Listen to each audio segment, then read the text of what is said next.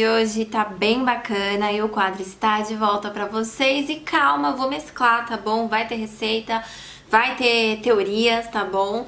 E é isso. Antes de começar o vídeo, deixa seu like, comenta aqui embaixo, compartilha esse vídeo com todo mundo e vai me seguir nas redes sociais. Vou deixar meu Instagram bem aqui e eu sempre deixo na descrição do vídeo uma lista com todas as minhas redes sociais, beleza?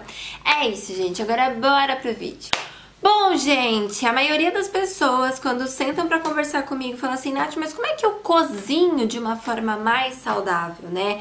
Porque às vezes, gente, o processo de emagrecimento, de ganho de massa muscular, de melhoria de estrutura, de melhoria de qualidade do que você tá comendo, vai muito do cozinhar, né? Então, assim, não adianta você querer ser uma pessoa saudável, querer perder peso se você tá fazendo fritura a semana inteira. Então hoje eu venho com dicas de como cozinhar de maneira mais saudável.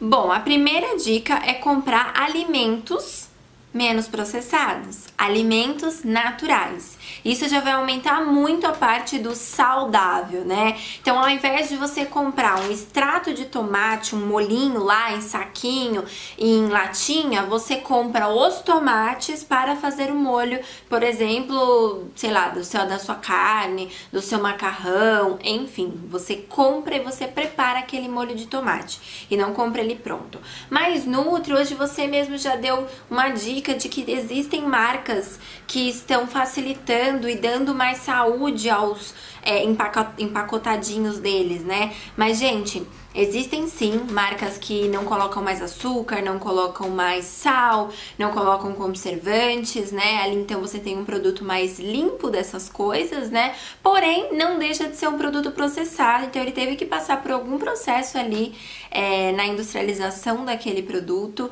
e a gente nunca tem 100% natural uma coisa que vem de um processamento industrial, tá? Então, o ideal é a gente fazer mesmo, né? E aí a gente vai trazer muito mais saúde para nossa alimentação. Segunda dica, diminuir, né? Ou até não fazer com tanta, digamos, frequência, né? Preparações que sejam fritas. E o que é a fritura? Muita gente acha que a fritura é qualquer coisa com um pouco de óleo. E não, gente, fritura é quando você vai emergir o alimento dentro de uma quantidade razoável de óleo. O outro, que vai só um pouquinho, chama grelhar e não fritar. Quando você frita, você tem que pôr uma quantidade de óleo razoável e aquele alimento ele vai mergulhar naquele óleo para que ele frite.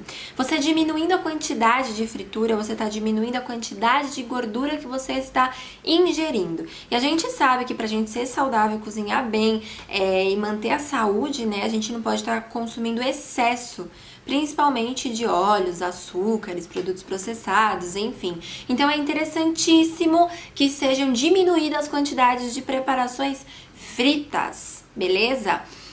Mas Nutri, o que seria ideal? Gente, assim, o ideal mesmo é comer fritura, sei lá, uma vez no mês, 2 vezes no mês no máximo, né? A cada 15 dias.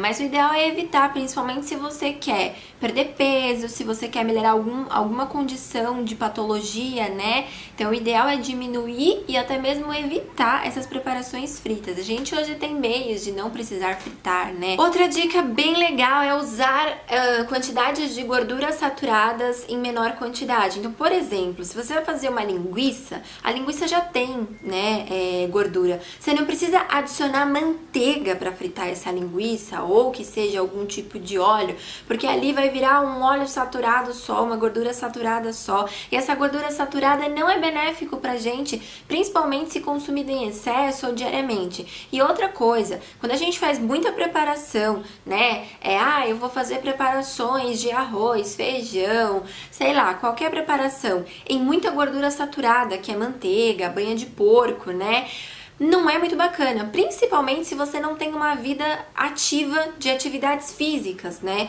Principalmente se você tá procurando um foco de ser saudável e querer perder peso, né? Esse tipo de gordura não entra para essa pessoa que tá precisando perder peso, que tá precisando mudar algum exame bioquímico, enfim. O ideal é evitar esse consumo excessivo de gorduras saturadas, né? E como fazer, Nutri? outra. E o ideal é não colocar a gordura ali ou colocar uma quantidade que seja boa e ideal pra você. E isso o nutricionista consegue te passar, porque pra cada pessoa existe uma quantidade de gordura correta a ser consumida, né?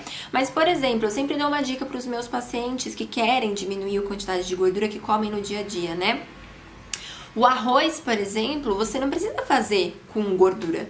Você não precisa colocar lá uma colher de sopa de manteiga, né? Você pode fazer ele sem e deixar para pôr a gordurinha no seu feijão. E aí colocar uma gordura numa quantidade ok. E ainda sobra gordura para você poder grelhar e ainda jogar essa gordura natural em cima do seu legume, da sua salada, tá?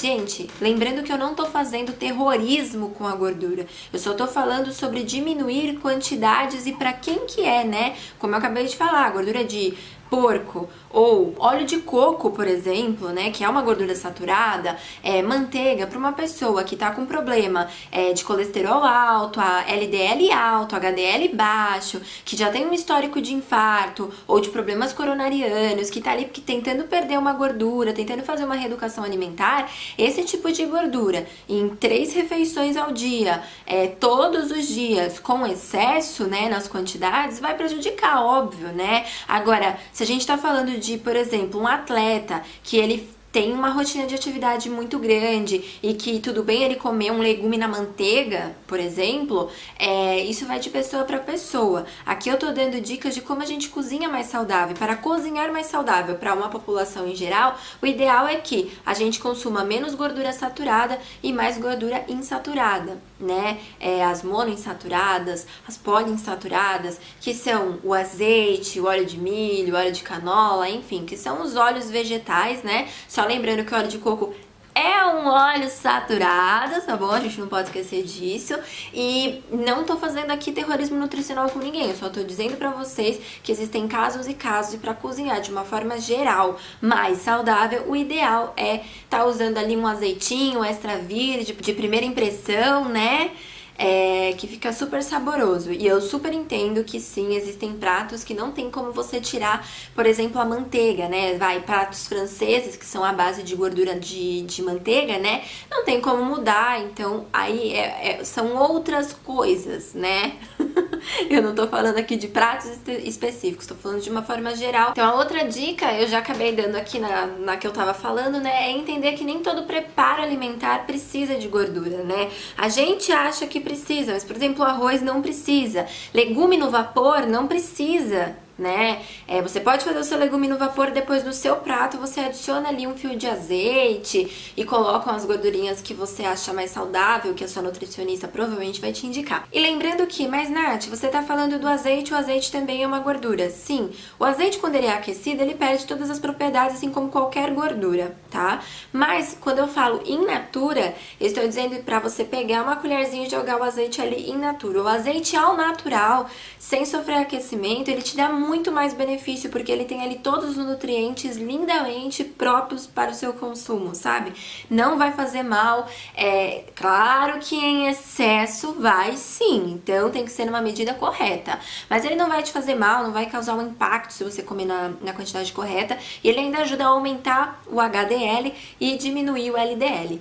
Outra dica, se você quer cozinhar saudável, é importantíssimo que você comece a aumentar a quantidade de legumes, verduras e salada que você faz no seu dia a dia. Então, para você comer de uma forma saudável, não adianta você não comer frutas, legumes e verduras. E isso não é a chata da nutricionista que tá falando. Isso é o que o seu corpo pede, é o que o seu corpo precisa para que ele se torne mais saudável. Não estou dizendo que arroz, feijão e carnes ou proteínas vegetais não são saudáveis, né? Que se você come somente isso não é saudável. É super saudável você consumir arroz, feijão e tudo mais.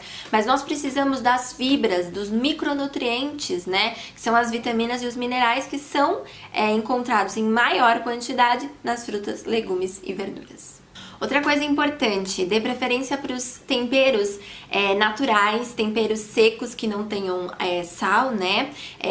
Nos mercadinhos a granel a gente encontra com maior facilidade, né, esses temperinhos. Eu compro muito desses temperinhos, eu adoro. Então, pimenta do reino, cúrcuma, curry, semente de girassol, salsinha, manjericão, orégano, cebola, alho. Esses temperinhos a gente tem que dar preferência pra gente estar colocando na nossa comida pra dar um saborzinho a mais, né? E eles também vêm com bastante vitaminas, bastante minerais. E a gente deve evitar os temperos industrializados, né? Então aqueles molhos de salada pronta, eles são cheios de sódio, de glutamato monossódico, de conservantes, de aditivos, tem uns que contêm agrotóxicos, né? E vários nomes que a gente nunca entende, não sabe por que tem tanto nome naquele rótulo. E quando vai ver, são os milhões de aditivos conservantes e agrotóxicos que são colocados ali naquele produtinho processado, né? Ultra processado no caso.